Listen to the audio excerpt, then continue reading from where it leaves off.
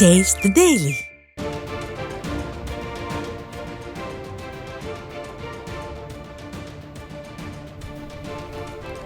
அண்மை செய்தி. வேலூரில் பல்நோக்கு உயர் சிறப்பு மருத்துவமனையை முறையாக மக்கள் பயன்பாட்டிற்கு கொண்டுவர நடவடிக்கை கோரி ஆர்ப்பாட்டத்தில் ஈடுபட்ட அதிமுகவினரை ஸ்டாலின் அரசின் ஏவல் துறையினர் வலுக்கட்டாயமாக கைது செய்து வாகனத்தில் ஏற்றி அராஜகத்தில் ஈடுபட்டது பரபரப்பை ஏற்படுத்தியுள்ளது. இது குறித்த கூடுதல் விவரங்களை செய்தியாளர் வினோத்குமார் வழங்க கேட்கலாம். வணக்கம் வினோத்குமார், விவரங்களை சொல்லுங்க. வணக்கம் அருண்.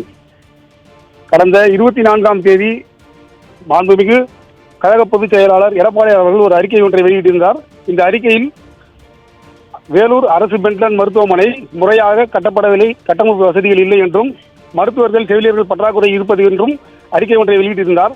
இதனை கொஞ்சமும் மதிக்காத திமுக அரசு கடந்த 25ஆம் தேதி இந்த மருத்துவமனையை திறந்து வைத்தது.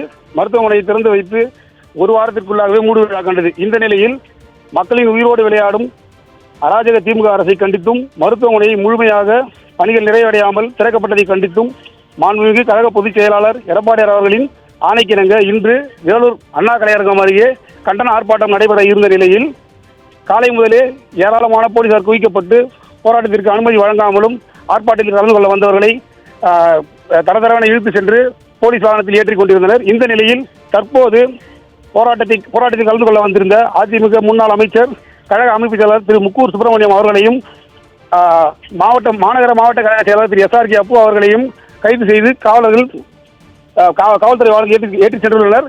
இதனால் இப்பகுதியில் பெரும் பரபரப்பும் பதட்டமான சூழ்நிலை வருகிறது.